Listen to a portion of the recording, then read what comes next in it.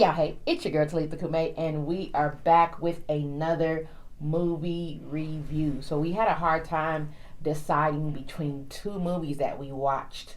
We watched a movie called Cinnamon that just premiered. I think it's a Tubi original.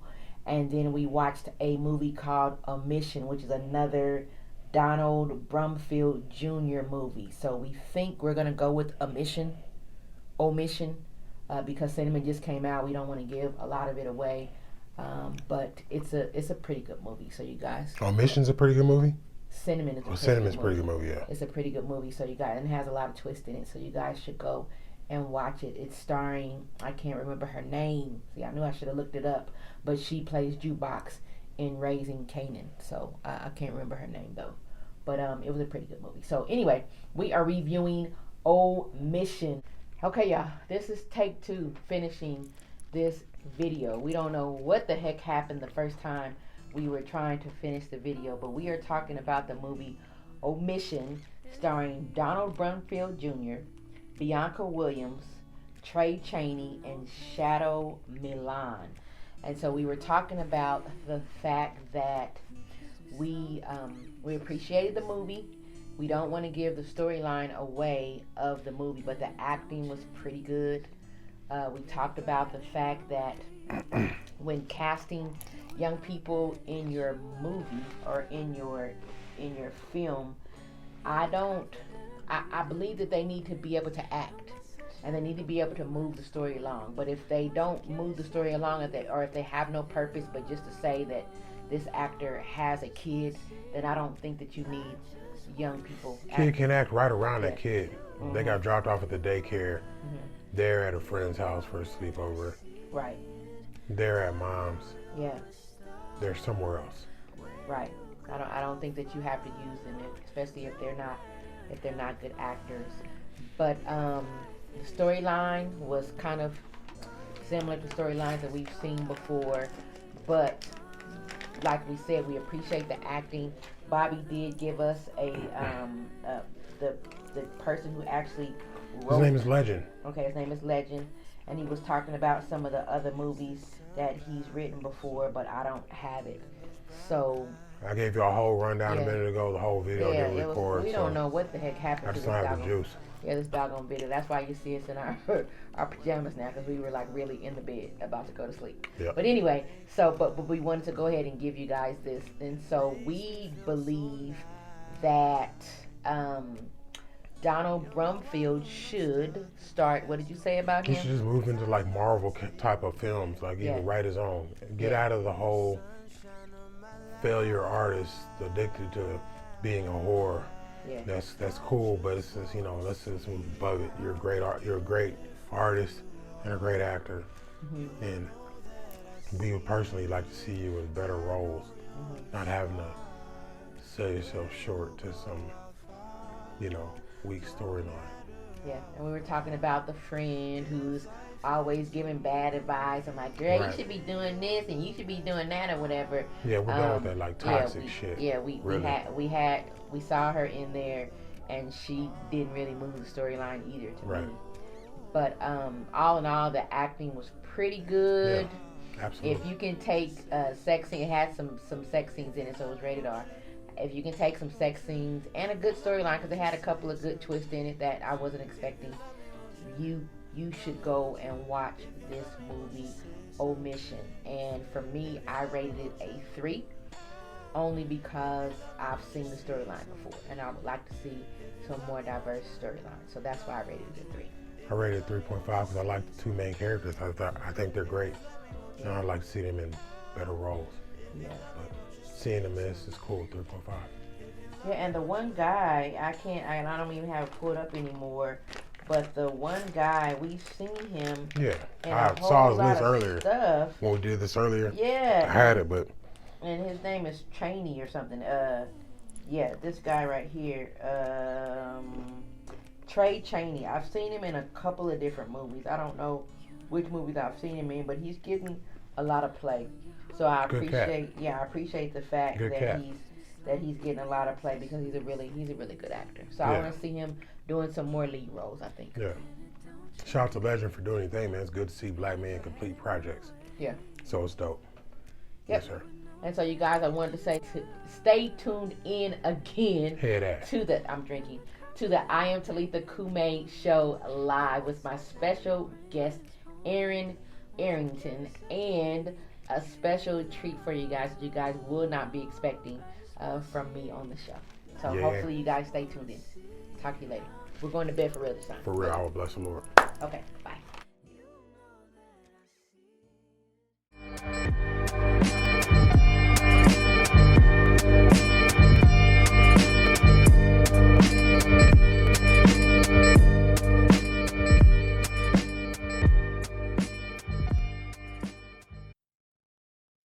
Hey, y'all. Hey, what is up this Good Friday? You see me in a different light in the studio today because I got a special treat for you this evening. Some of you know, and some of you may not know, that I used to be in a gospel singing group. And I felt like I wanted to open up with this song. I used to sing it with a group of mine, IAM Praise, back in Dallas, Texas. So shout out to you guys, Lyle, Cornelius, Charmaine, Tree, Jakima, and Little Moni. And I am not a singer, but I sing. So I'm ready. Let's go.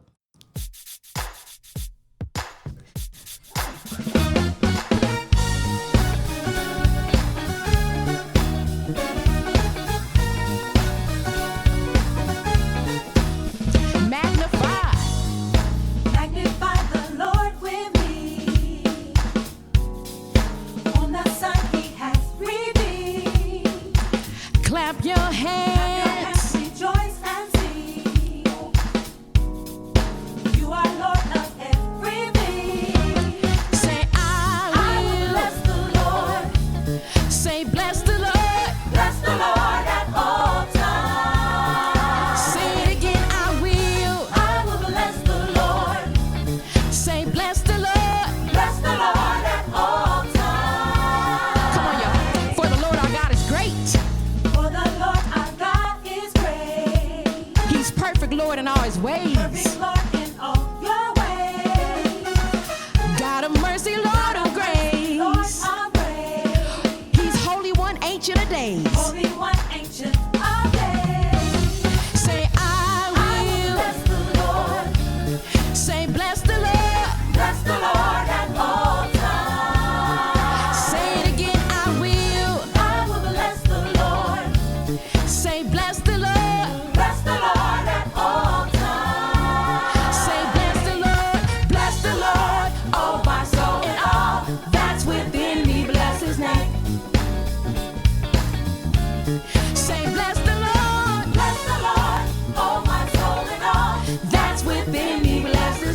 All right, y'all, here we go. When I'm lost and all alone, feeling like my strength is gone, with no friend to call my own, and no one to call on the phone, I will lift my hands and bless his precious name, cause he's always been there, and he promised he never change. Tears streaming down my face, I put on the garment of praise, cause my ways are not his ways, and my thoughts will soon fade away. I will sing the song of the Lord and bless him even more. The one I'm living for, he's the one I adore. Monday, Tuesday, Wednesday, Thursday, Friday, Saturday, Sunday, all day and evening, cause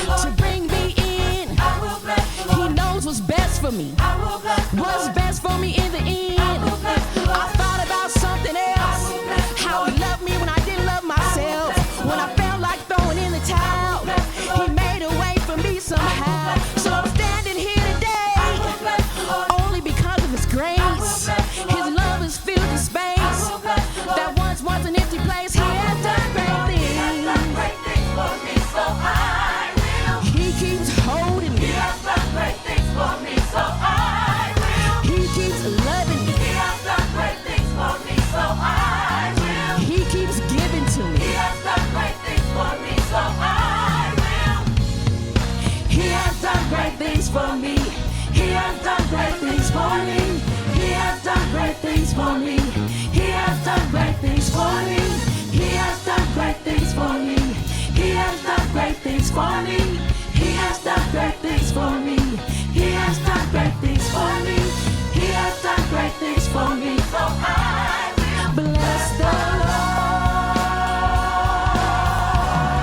Lord. Bless the Lord. Hallelujah. I feel like I've been on this journey my whole life because it started with my name, Talitha Cumi, which literally means little girl, wake up.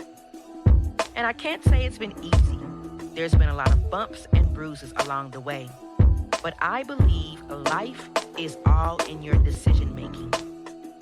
The I Am Talitha Cumi show is a combination of things that I love to talk about. And I want to enlighten you, encourage you, and inspire you to be the best you can be with some help from my guest. Let's talk about it. And we are live here at the Botham Jean Foundation Gala event, you guys. I feel like there are so many people, like you said, that are in pain from stress or whatever it is, and we're going to the doctor. They're giving us this medication. This medication sometimes is making us worse. Sometimes the medication is not working. Sometimes the medication has so many side effects. So is there anything that I left? No, other than my name is pronounced Georgia Nay. Georgia, I was pronouncing that all wrong. Georgia Nay. My bad. I hate when people pronounce my name wrong too. Georgia Nay. So I'm gonna be calling her Gina. So yes, that's cool. That's You know, okay, yeah. all right.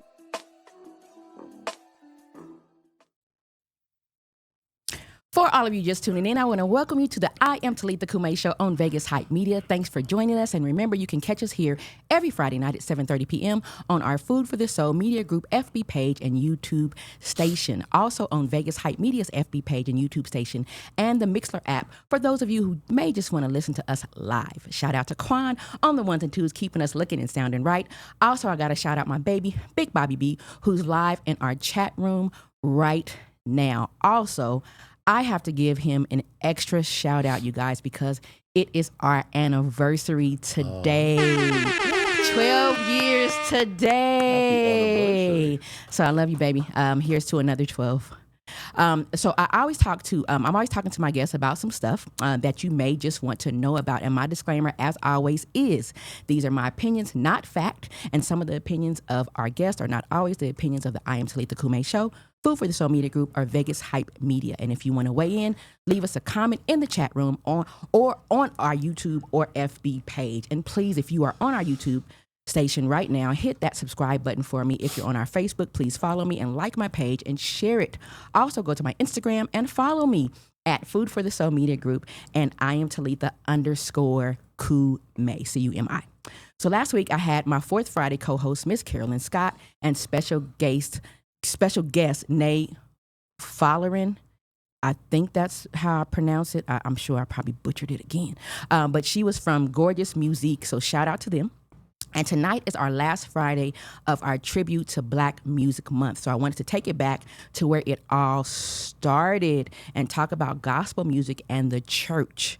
And I need to introduce my special guest in the building, Mr. Aaron Arrington of Arrington Events. And he's going to be giving away some tickets, you guys, tonight to an all-star gospel event that he hosts every year, coming up on Friday, July the 14th, the weekend of the Stellar Awards. So for the first 2 people that share this link with at least 10 people, and go and subscribe to my YouTube channel, Food for the Soul Media Group, and go into our YouTube chat or FB link and click done with your name, you will win a ticket. So we're giving away 2 tickets, you guys. So Aaron, tell the people a little bit about yourself, please, sir. Where do we start? Well, first of all, I want to thank you for the invite. I am so excited to be here with you, and congratulations to you and your husband. Happy anniversary. Thank you. I'm a native son of Las Vegas, Nevada, born and raised. So let's start there. Okay. And I call it a church boy, as they used to call us. Church boy, yeah. I'm a church boy. I'm a choir kid, a choir head. So And event planning is what I do now. Okay. But fashion, my degree is in fashion marketing. Okay. So 20 years in window dressing for department store, high-end luxury Really? department stores. Okay. Yeah, I was the visual manager for Saks Fifth Avenue. St. John Knits was my last 9-to-5 job, and that was probably, I haven't worked for anyone in about 15 years. 15 years. To years. God be the glory. So the business has been good to you? It has been good to me. Man. Yeah, but I'm a creative guy, so as long as God said as long as you work your gift, you'll never go hungry. And he'll make room He for will you. make room for you. Sure. Well, I saw that you also have a singing group, and you've done some amazing events with some of our most beloved artists. So talk about that for a little bit. Like I said, as a creative spirit, and I'm a choir kid, in the Las Vegas Valley, a lot of artists, recording artists, were not coming to the West Coast, and definitely were not coming to Las Vegas. Yeah. So on my 40th birthday, I reached out to 40 of my friends. Facebook, I was brand new on Facebook, and so I reached out to 40 of my friends and said, hey, will you help me celebrate my 40th birthday? Okay. In return, I don't want anything. I just want you to invite 4 of your friends. Okay, got it. So can you imagine the turnout for that? And I had been out of the church not out of the church, but, life brings you different directions. And so being on Face, I was coming across people and musicians and singers that I had not seen or sing or ministered with on the stage in years. So it was exciting. Okay. And from that, it has grown into we just celebrated our 14th year anniversary. We only get together once a year. Okay. Things have happened where we've had to get together more, but we usually get together once a year. We rehearse for a week. Okay. We bring in a celebrity artist, a A-lister, and we give a concert, and we're done. See you next year. So is it public? Is it a public It's event? a public event. Okay. Yeah. It is. But it's kind of hard to promote it because people like you just heard about yeah. it. And I hate when people say I'm not a singer. That's what I miss about the church choir. Okay, when we talk about, I don't want to get ahead of the game, but yes. the church choir is built Right. on people that just love to sing. Right. Mm-hmm. You don't have praise and worship groups. Yes. And I have very many friends that are incredible praise and worship leaders, but they're more professional. Yes. Mm-hmm. And that's good. Yeah. But you want that person in the audience to sing along with you that's off key, but they love I Will Bless the Lord. That's a great opening song, by the way. That's why I But did they can sing it in their key, they can sing it in their reference. But praise and worship leaders or groups, they're rehearsing, all day on a Thursday or a Friday. Right. They come in on a Sunday. If you don't know I Will Bless the Lord, because this is not a song that you play, or they pick songs that are kind of not in the massive genre. Yes. You're just sitting there kind of being entertained. And that's not, to me, what praise and worship is about. Okay, and we're going to get into that because I really want to know your opinion, right? So tonight I want to start off with the topic of the show is what do you think is happening to gospel music, or do you think that anything is happening with gospel music now today? Gospel music has made a full turn. Okay. I grew up, given my age, I'm 53 years old, and I grew up James Cleveland, right? The Hawkins family, yes, Andre Crouch. That's what I grew up with. Yeah, and those songs had. I'm not saying that the new music doesn't have substance. Okay, but when you get older, you can sing, Jesus, I'll never forget what you done for me. Yes. I don't know a song in this genre, because I'm not of that genre, that they can sing in their midnight hour. Okay. Or in their dark nights. Yes. You know what I mean? So okay. I think I'm not saying, but it's changed. Yes, it has changed. Okay. It has definitely changed. It has changed. And changing. For the better, or I think that's on the eye of the beholder. Okay. It's not because it's not what I grew up on. Yeah. But people that grew up in this era, they love it. They might love it. They're happy with the. Okay. Yeah. Well, I feel like some of our newer gospel music has absolutely lost its way to me, because I feel like they're kind of blurring the lines between gospel and secular. They are. And so my question is, why? Why do you think that they're doing that? Is it really just to reach the masses, or is it something else that I think it's because I work in the industry and the business of gospel music. That's what's selling. Okay. You know, the crossover. Okay. The crossover is what sells. Okay. So I believe that has a lot to do with it. The imaging, and I'm not saying that you have to look like a missionary to sell a great cover album. Yeah. You know what I mean? Mm-hmm. But you have to have some standards. You have to have some some standards. Absolutely, I can say that. Yeah. And we've been hearing a lot about, and this is not one of my questions, but I know we've been hearing a lot about some of the gospel singers or praise and worship leaders that are just kind of missing the mark a little bit because they're kind of caught up in the secular industry, but we in the church, we depend on them to lead us in praise and worship, but their lifestyle kind of shows something different, so it's kind of hard to follow, you know? And I think it at the end becomes to the eye of the beholder, because those people are reaching somebody. Yeah. Yeah, So well, you're right. I think you have to, I think everybody, it's almost like some people like McDonald's, some people love Burger King. Right. Some people love Target. Yeah. Some people will never go to Walmart. Absolutely. So I think we're the same way with gospel music. Okay. You agree? Yeah. So we like some of it and some of it we don't. It's the same thing with music, period, I guess, because like with hip hop, I'm just so not into what's going on now with hip hop, but that's because I'm older too. I watched, not to cut you off, I watched the BET Award the other night. I didn't get a chance to. But I wanted to watch it for the visuals, for the production part and the lighting and the stage setting. But when I said I was sitting there lost, like, who is this? What are they singing? Right. What are they saying? Yes. What do they have on? Yes, that part. Yeah. So, but they have a live. They had a full 3 hours on BET. Yeah. So somebody's tuned in. Somebody is, and I agree with that. Doing my tribute to Black Music Month, I couldn't forget about gospel music and the effects that it should have on people that listen. So I Googled the purpose, because y'all know I like to Google stuff, and so I Googled the definition of that I thought was kind of accurate of why they use music in the church. Right. Okay. So it says music teaches us the gospel. Hymns and spiritual songs take our faith and compact it, or number 2, music connects us to God in unique ways. The purpose of music goes beyond mere instruction. However, in many ways, it allows for a direct connection with God in ways sermons can't or don't. Number 3, music allows us to express our love to God with our whole being. And then number 4, music as worship fulfills God's command, which is throughout the scripture, we're commanded to sing, and God calls us to sing praises to the Lord and sing in his presence, right?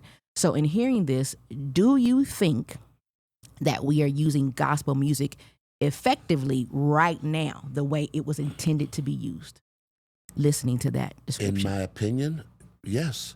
Okay. Because again, everybody has a different opinion on what salvation looks like. Okay. Right? Mm-hmm. So I would say, I think you have to find either the church home or the audience that touches your heart. Okay. And not judge the other. I don't like the hip hop.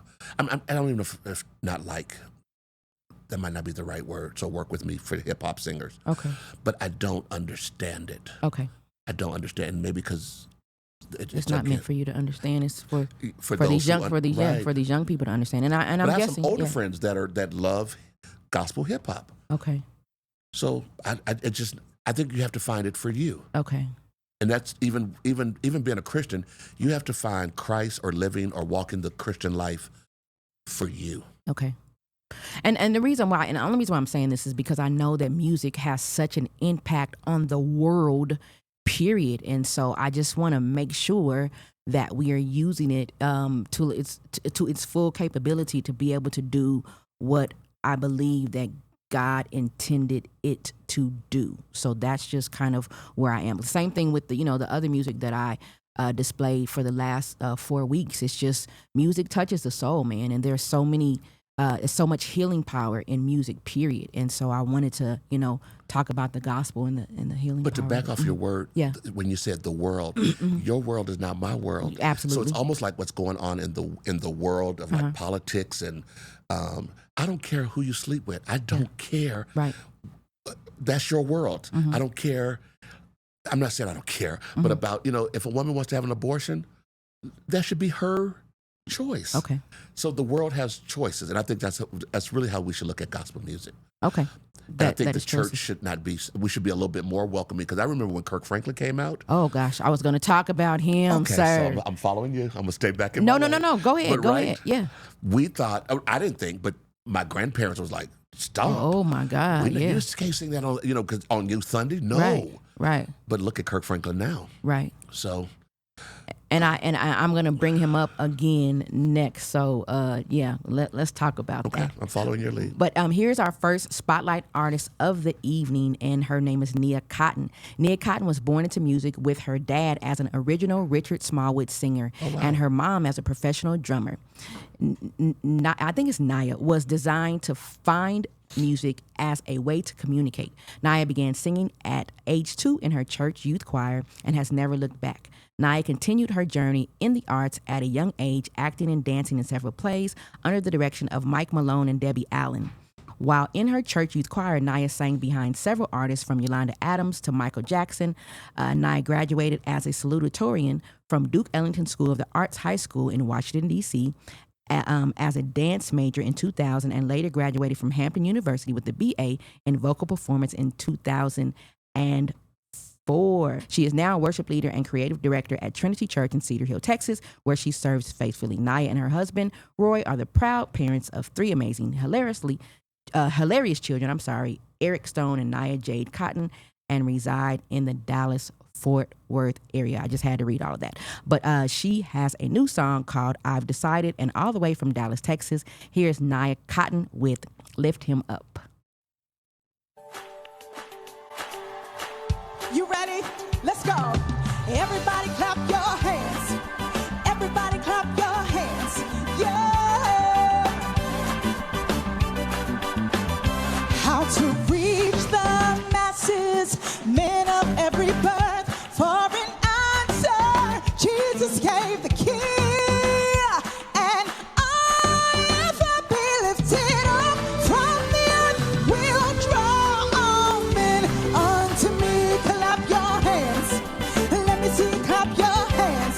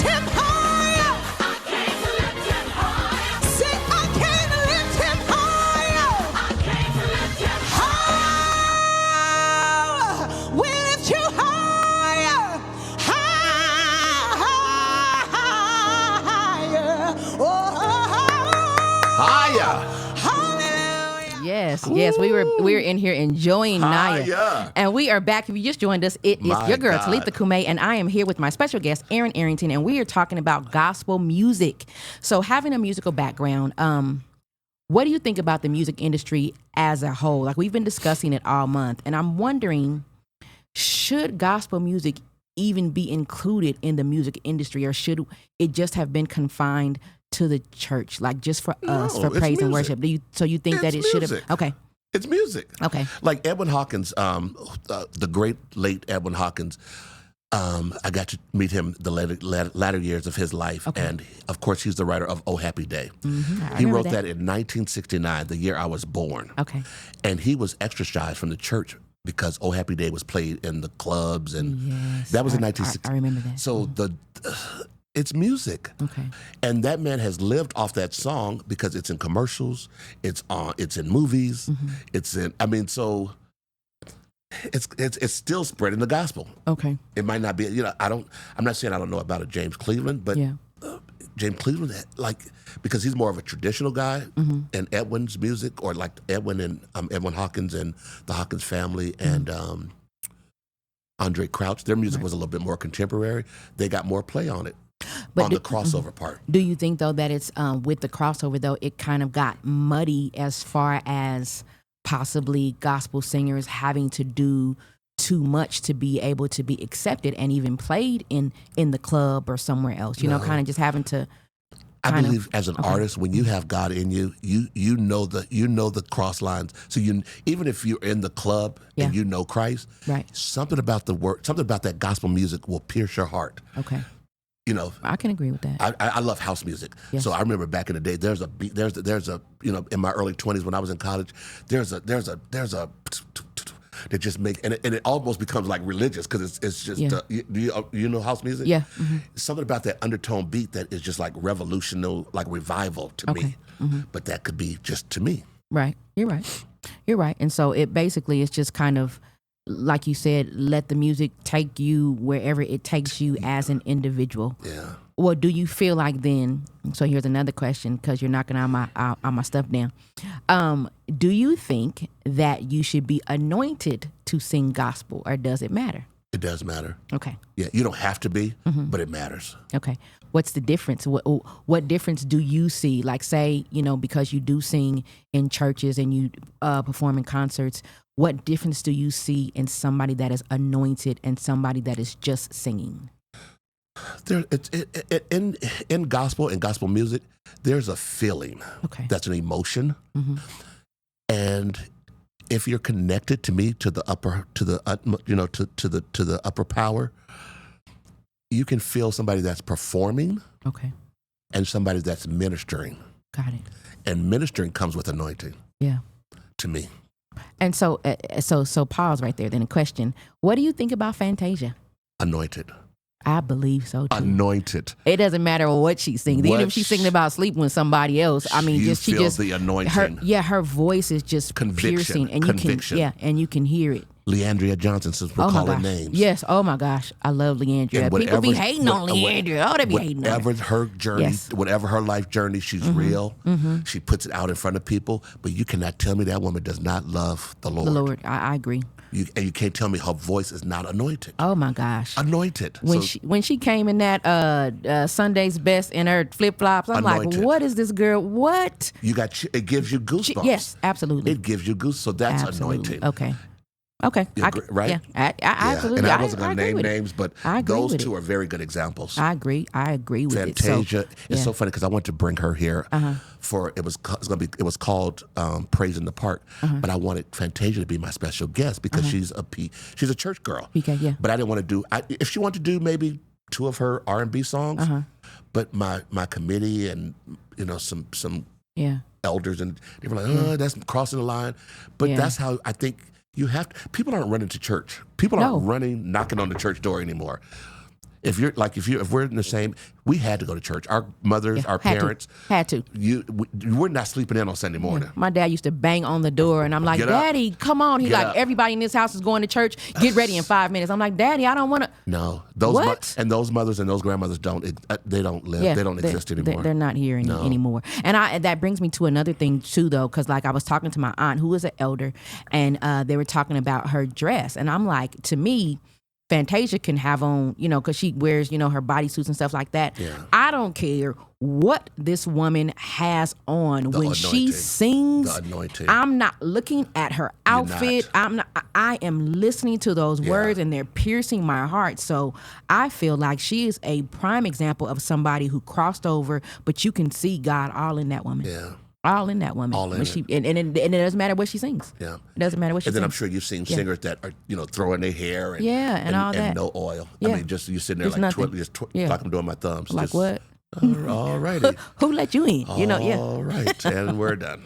We're talking about anointing. Next up is another Dallas praise and worship vocalist, Cassandra Robertson, and her daughter, Camille Wilson. So in 2020, when the pandemic hit, and we were left at home, locked in, trying to figure out what to do, I stumbled on this video that had gone viral on FB with these two just doing a praise and worship medley. So I'm just going to play a little clip of it, because if you love praise and worship like I do, we will be all the way in if I play this whole entire clip. So here with their praise and worship medley, Cassandra Robertson with her daughter, Camille Wilson, on the harmonies, you guys.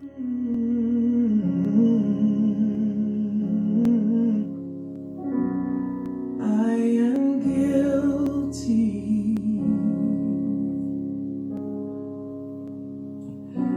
ashamed of what I've done and who I've become. These hands are dirty.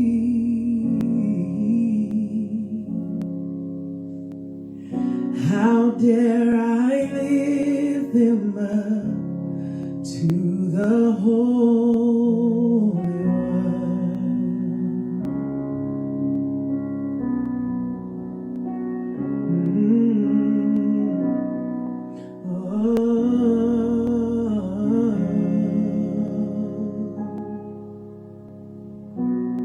I am guilty.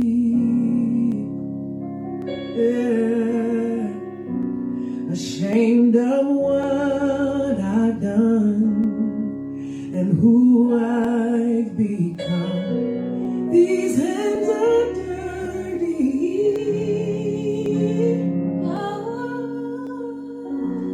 How dare I lift them up to the Holy One.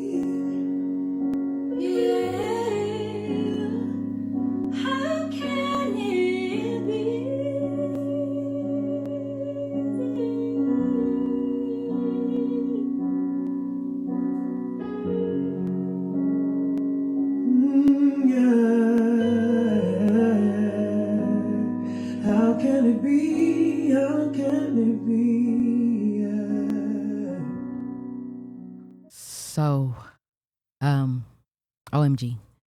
I remember when I first found that clip, and I was sitting in my car. Well, I was at home, and then I found it, and I was driving to work, I think, or something like that. And I just listened to it over and over again, because I'm beautiful. telling you that it just blessed my soul. I asked her for the rights to use that clip because it's like a 15-minute medley of her just going through music and just blessing us with her anointed voice. Her and you can feel and the her anointed daughter. Yes. again. There's an anointed singer. Yes, you can feel it. Yeah, you can. You can absolutely feel it. And so you can feel it. It made me feel like worshiping God. It made me feel like I was happy to be one of His children. I was happy to know Him. I was happy that He chose me. And so that's what I'm talking about when I'm talking about good gospel music that just either makes you feel happy or just makes you feel like, man, I'm thankful. And the two singers that you just had, that gives you a pure example of what praise and worship was, because the first one was praise. Yes. The second singer was worship. Yes. Mm-hmm. And so I think you should know the difference and feel the difference. Yes. Yeah. And so I want to know, can we praise and worship with hip hop or rap music? And so we are about to play a game, Mr. Arrington. And I want to know if you can tell whether this is a gospel rap artist or a secular artist. We're only going to play a few minutes of each song, and then we're going to just see if you can guess if they are secular or gospel. So I got Quan on the ones and twos. Until I see the way you have for me, 'cause ain't no other love compares to you, yeah. Okay. Secular. Secular? To me. To you, secular. The first three bars. Okay. Yeah. Now that was an artist by the name of Kingdom Wave, and he is gospel. Wow. All right, let's go to the second one. Wow.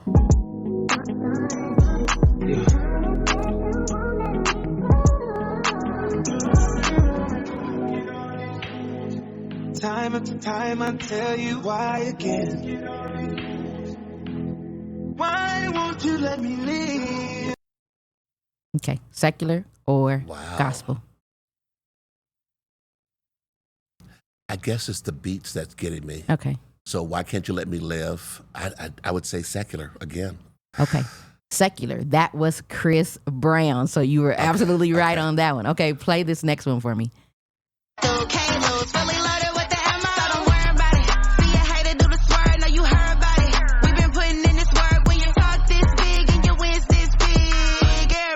To know about it, so don't worry about it. See a hater do the swerve. No, you heard.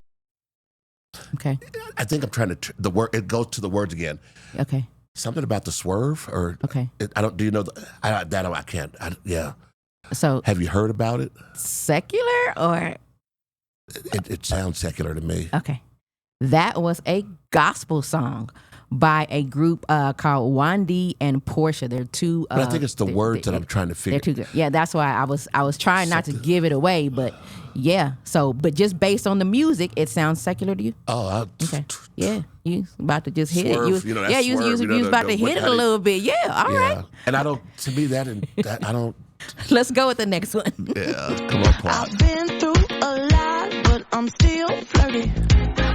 Is everybody back up in the building? It's been a minute, tell me how you're healing. 'Cause I'm about to get into my feelings. How you feeling? How you feel right now? Okay. I would say that's secular. It is. That is Lizzo. Okay. I don't even. I know who Lizzo, but I don't know that is music. Lizzo. Okay, so here's the last one. Where the love go? Like where the love go? Like where the love go? Like where the love go? Like where the love go? Like where the love go? Like where the love go? I'm like, where did it go? Gospel been going so crazy. You think that we all got?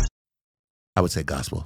Okay, so that is gospel. It's a guy called Hovey and Little Breeze. And do you know if he's saying where's the love go? Yeah, he said where the love and I think go. it's the words is what makes me tune in to make the difference. Right, and that's what I was trying to do. I was trying to not give you all of the words because some of them would have been easy. But with the game, with the game, I wanted to play it because I wondered if, as gospel artists, sounding like the world. With us, does that truly set us apart? Like, should we be of the world? Should we be set apart? Because I found these artists searching on YouTube, and a fellow podcaster, she shared it because she was saying how she liked these artists, some of the gospel artists, because they did sound like secular artists, and it helped her transition from listening to secular music. She's like, okay, well, I found these artists that kind of sound like Chris Brown. They kind of sound like Lizzo. They kind of sound like Megan Thee Stallion. See? So she was like, I want to listen to this gospel music with a positive message. And so I'm going to listen to this. But like I said, are we set apart if we're sounding so much alike? So that's my question. I think it's a generational thing. It's really a generational thing. Okay. Because I don't like to, even with choir music, if it's too many words, I can't understand what they're saying, I can't receive the message. Right. So I've never understood hip hop. I've never understood, like, you got to sit there and what? Like, even back in the day, you're like, what? What are they talking about? Yeah. But some people can sing along with them and be like, I've been watching the clips from Beyonce's concert. I didn't know some of her. I'm like, what is she saying? Right. So. Right. Well, but do you think if I'm at a hip hop concert, a gospel hip hop concert, can I praise and worship, or is it specifically for entertainment with just a good message? You think? Like, are people getting saved at gospel concerts? And I'm wondering, I don't know. You think? Okay. Because I think, again, it goes back to the individual walk. Okay. And what they're looking for from Christ, or to hear his voice. You know, I can't hear or receive, right? But I could hear, oh, how I love Jesus. Yes. So I think it's a personal, that's just me. Okay.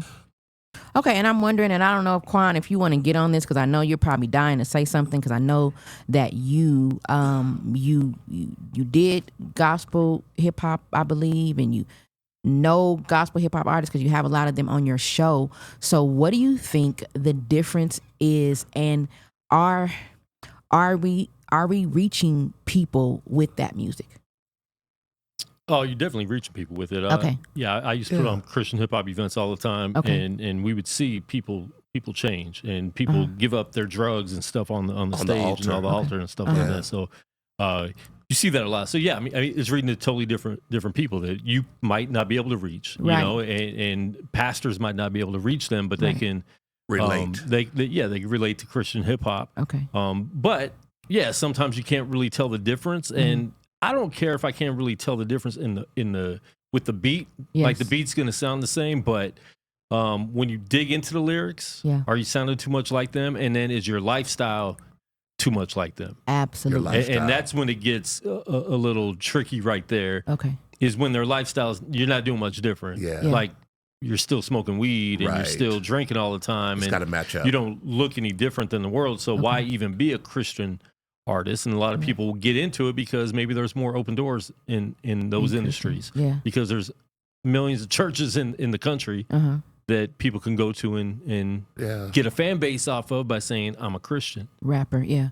And so, and I wanted your take on it too, because I remember Bobby and I used to have discussions, because Bobby started out as a gospel rapper. He was a gospel artist and producer, and so that's what he did. And I remember when we met, and I'm like, I'm this hip hop head or whatever, and he was saying how gospel rappers sometimes, it was so corny in their delivery, so it was hard for youth in that era to kind of listen, because they were like, it's whoever, he corny, so I'm not gonna listen to him. So now that they're kind of using the same music or coming out with harder production, now they can reach somebody like this fellow podcaster who was like, hey, he sounds like Chris Brown, or he sounds like this person, and I want to listen to it. It's not corny to me. So do you think that's why they've kind of moved into that? Definitely. I mean, I think just production wise, it's a lot easier. Like, a lot of people couldn't afford studios back then. Okay, yeah. So you're right. You had to record different. Now, it's a lot cheaper. You can just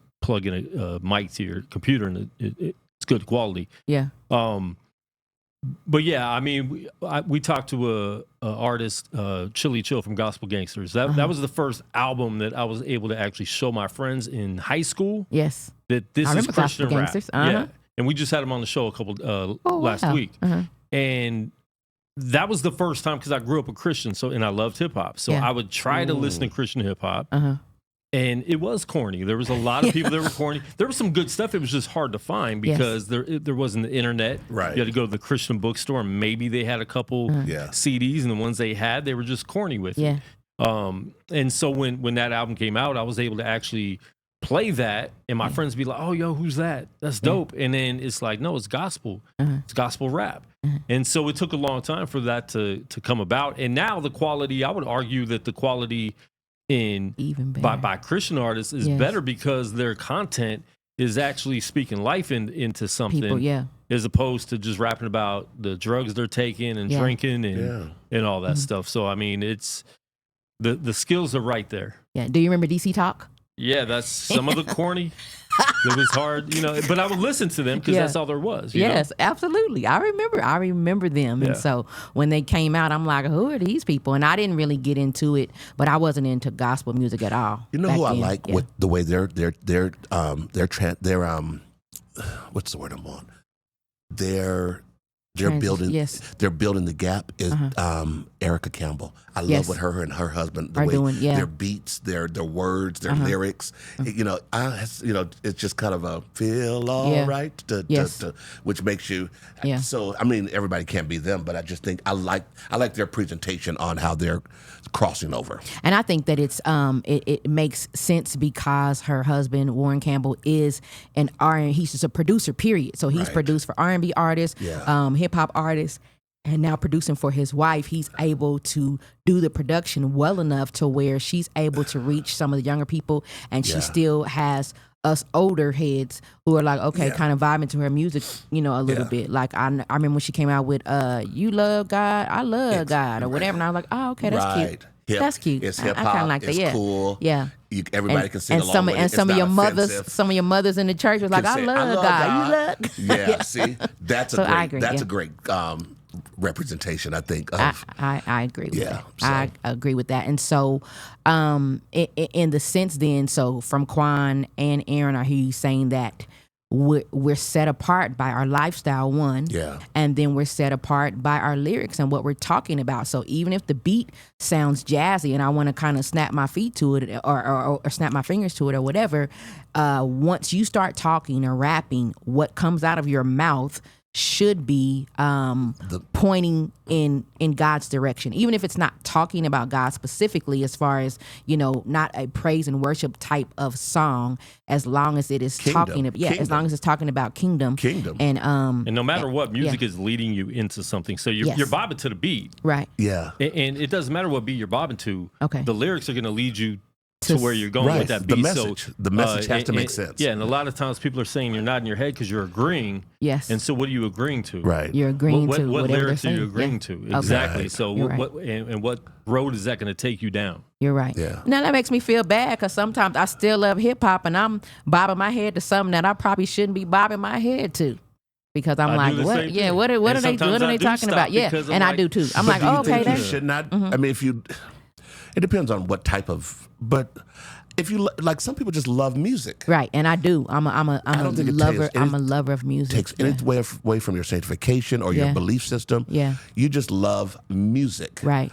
And go ahead. And that's why I was gonna say that my dad, being a music person, he allowed us to listen to music, period. So I didn't have to sneak and listen to whomever. He just allowed me to listen to it, and then he would say, what is this person talking about, or what are they talking about? But Donny Hathaway was his guy, you know what I'm saying? And Temptations, that was his people. So I would listen to that, and he didn't stifle me listening to what I wanted to listen to, as long as, I could safely say, okay, God, Dad, this is talking about this is talking about this, and it's not, bees and hoes and all other kind of stuff. And so he allowed us to listen. But now what I don't understand is pulling up on church ground on a Sunday morning. Yeah.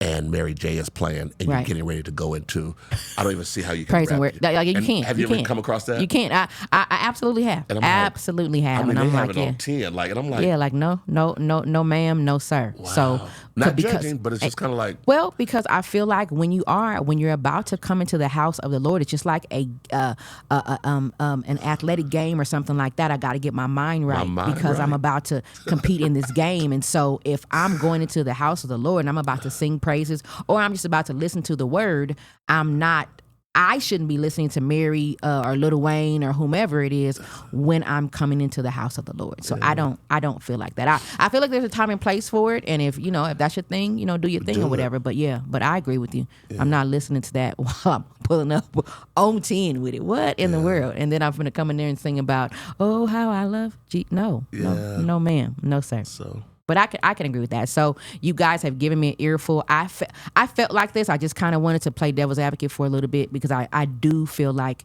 gospel hip hop is needed. But like Quan said, you still got to live that life. I don't want to see you in a light that you're not supposed to be in, because then whether you're a hip hop artist or even a gospel artist that sings, if your lifestyle is kind of shady, you're not singing, you're not living what you're singing about, then I have a problem. So now let's go back to when we brought up about Leandria. Yes, actually, but see, that's her. She's different. How can you? I know she's different, but that's why I say everybody's different. Yeah. But Leandria is not playing. She's not doing it behind the scenes. She says, "I have struggles." Yes. But I love the Lord. And I appreciate that. And that's what I'm saying. I'm not saying that, I appreciate, because there's conviction in her. Yeah. So it's different when I am this person on Sundays, or I'm this person in the studio, and then I'm hiding, which means that I'm not supposed to be doing this if I'm hiding. Yeah. So I'm hiding this and I'm living a double life. I appreciate Leandria, and that's why I rock with her, because she's always like, this is me. I jacked up, or I did this, or I did this, but that don't mean, I'm a work in progress. Right. I am in the works. So I appreciate her not being secretive about the things that she's going through, because it's much needed. Somebody sitting out there needs to know, like, oh God, I got pregnant out of wedlock, but God still loves me, or whatever. I might still be getting high or whatever, but God still loves me. And so I believe people like her, Fantasia, I'm a Fred Hammond man. Right. Oh, I love Fred Hammond. Yeah. And he, speaks to what's going on in the here and now. And I believe that is very much needed in the gospel industry. Don't hide it. Talk about it. Talk about it and help us be delivered as you are being delivered through what you're singing. And so, Aaron, I want to thank you so much for stopping by. I want to know what your final thoughts are about gospel music and it's losing its way. It is, you say it's here and where it needs to be for everyone. I don't think it's losing its way. I think it's finding a new way. Okay. So, I think even in my delivery, I don't want to come off as like if I was talking to my grandfather, because because I'm a seasoned saint, or I have a different background or a different outlook on gospel music. I think gospel music is an interpretation, as any music, to your life, your lifestyle. Okay. And I believe once you know who Christ is for yourself, then he will put you in the right platforms to listen to the right artist. Okay. Well, tell us about what you have coming up, the event that you host every year. Well, Stella Awards, if you don't know what the Stella Awards is, we call it the Gospel Grammys. Okay. So that's when they honor all of the gospel celebrities and their arts and, hip hop. I think they do all the genres at the Stella Awards. And I host the kickoff party. Okay. And I rent out the entire the Orleans Bowling Center on Thursday night, July 13th is the kickoff night. And we bring in a DJ. Okay. A gospel DJ. But what I love about the DJ that we have this year, he undertones, you're going to enjoy him, he undertones Marvin Gaye with the Clark Sisters. Okay. So if you know it, know it, but you still can be like, oh, is that? So we're going to have a great time on Thursday, July 13th. And then we have live performances. Okay. I don't know if you know who Pastor Vincent Bohannon and SOV out of New York will be in the building. Sunday Best winner, Crystal Aiken. Yes, I remember Crystal. She will be in the building. An incredible new artist, up-and-coming artist. Her name is Amethyst She'll be performing live, and a great guy. He's kind of hip hop. I don't know if it's hip. I don't know what the right word is. His name is Leroy Thomas. Okay. He'll be performing live. So okay. It's going to be a great night. It starts at 10 o'clock. Can I give my website on here? For more information, go to www. Aaron, Aaron, last name Arrington, Arrington, events, events.com. And get ticket information. And I believe we just talked about it on break, but I'd love to have you and your husband, or definitely the show, and come and do a table, be a vendor, and pick up some new artists, some new friends. Yes. And have, so next year when you do this segment, or if you do it every quarter, we can. You can get some national artists on your show. Get them to come in here and sing for me, because I love it. I love music. So as we close the show out, please keep in mind we are looking for positive artists who would like to have a live featured performance to end my show every week. I'm a lover of all things music, and I really would love to showcase you and give you a platform to do your thing. You can be a Christian artist or a secular artist, but we just need music with some substance and positivity. And if you're interested, you can email us at foodforthesoulpresents@gmail.com for more information, and you could be our next guest. And I want to give away my tickets too. So Bobby is going to let me know if we have any lucky winners yet that have inboxed us. If we don't have any yet, we're going to try again when we do our re-air on Wednesday. Yeah. So you guys have a little bit of time if we haven't found any winners tonight. But my last tribute artist of the evening and for the month, and the last face you will see, we are bringing Miss Naya, I keep calling her Naya Cotton, back again with an interpretation of a song that I absolutely fell in love with, and it touched me so deep. In the state that the world is in now and headed, we have to stand together and fight. Those of us believers who know, we know. So make sure you tune in every Friday to the I Am Talitha Cumi show at 7:30 p.m. on our FB page and YouTube station, Food for the Soul Media Group, or Vegas Hype Media, and tell your people. Catch the Rewind show every Wednesday, same time, 7:30 p.m. on our YouTube station. Don't forget to follow me on all of my social media platforms. I am Talitha Cumi and Food for the Soul Media Group. And I want to say thank you to our spotlight artist this evening, Cassandra Robertson, and her daughter Camille, for letting us use their footage, and Miss Naya Cotton. Our show tonight has been sponsored in part by Orlay Worldwide, Big Bobby B Beats, and Aaron Arrington Events. Stay tuned in for Bobby B and the Side Chain coming up next at 8:40 p.m. on our Food for the Soul FB page after Naya. And also, thanks for your vote, you guys, for voting for him for the next favorite chef. We are on to the next round, so keep voting, please. And here's Naya Cotton with Stevie Wonder's Evil. We'll see you guys later. Peace. Happy anniversary to me and Bobby. Why have you engulfed so many hearts? Evil. Why have you destroyed so many minds? Leaving room for darkness, lost dreams, and hiding.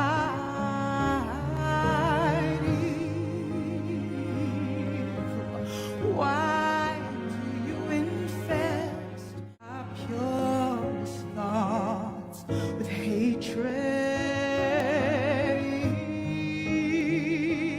Evil. Why have you stolen so much love, leaving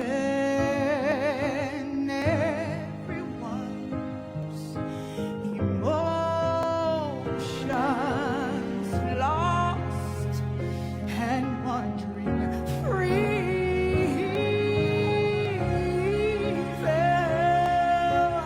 Why have you taken over God's children's eyes?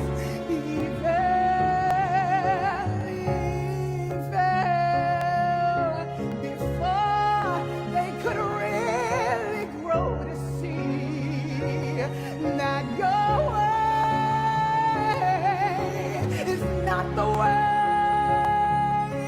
to make life what it should be.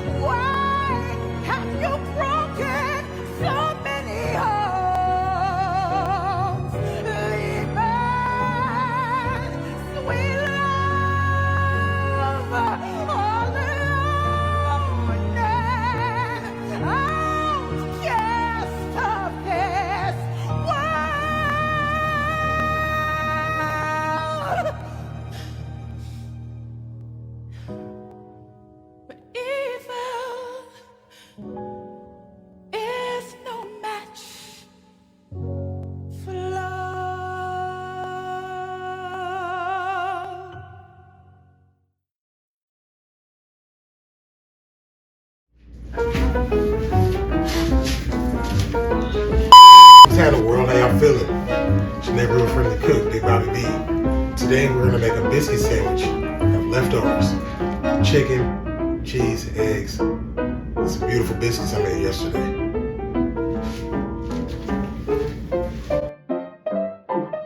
Ain't even much to this right here, dog.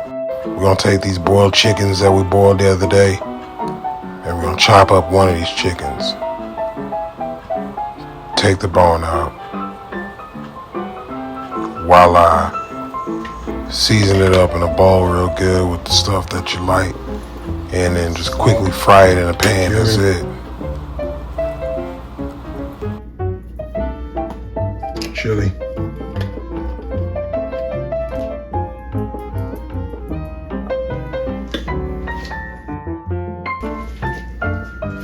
Quick fry that real quick. While that's frying, we're gonna drop some potatoes in there for Talitha. Hold it. Wow. Really?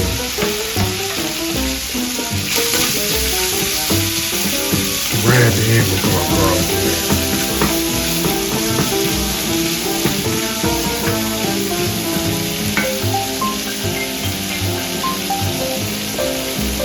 I might have cracked McDonald's recipe on these. I got a little brown because I left them in just like a minute too long, but pretty much a cup of flour, 3/4 cup of buttermilk, 5 tablespoons of butter, salt, sugar, baking powder, baking soda.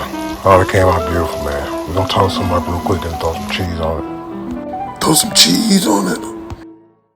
I don't even know why I left this dummy part in there. It looks stupid to me, but it's cool. I'm trying to get to Kansas City soon, man. I want to get out there and enjoy some of that weather. I know it's humid out there right now. Get some of that delicious barbecue, man. It just feel good. But anyway, back to the biscuit.